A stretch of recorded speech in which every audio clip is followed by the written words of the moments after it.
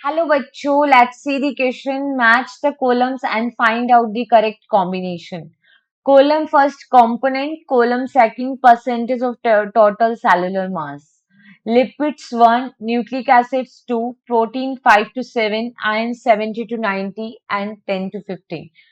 So C in option A में second, B में fifth, C में third, D में first. In option B, A में second, B में third, C में fifth, D में first. In option C, A में third, B में second, C में fifth, D में first. And in option D, A में fifth, B में second, C में first, D में fourth. So firstly see about the key concept of this question. तो यहाँ पे हमें देखना है कि जो सेलुलर मास होता है उसमें अलग अलग कंपोनेंट का क्या परसेंटेज है.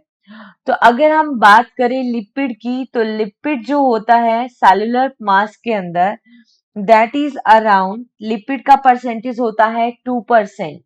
2% होता है लिपिड सेलुलर मास में. अगर हम बात करें न्यूक्लिक एसिड की, तो न्यूक्लिक एसिड होता है, न्यूक्लिक एसिड 5 to 7% होता है. और अगर हम बात करें प्रोटीन की, तो प्रोटीन का परसेंटेज 10 to 15% होता है प्रोटीन. आयंस जो है दैट इज ओनली 1%. आयंस कितने होते हैं?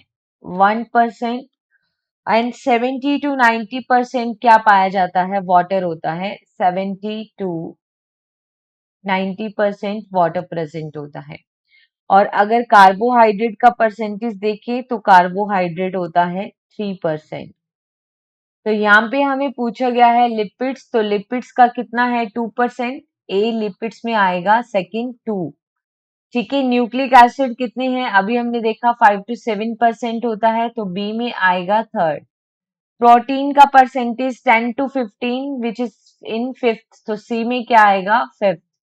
डी जो है आयंस दैट इज ओनली 1%, तो डी में आएगा फर्स्ट. ए में सेकंड गिवन है ऑप्शन ए एंड बी में, तो सी और डी यहां से इनकरेक्ट हो गया.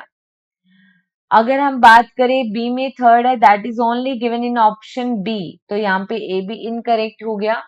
ए में सेकंड, बी में थर्ड, सी में फिफ्थ एंड डी में first, that is only in option B. So the finally correct answer is only option B. Hope you understood it well. Best of luck.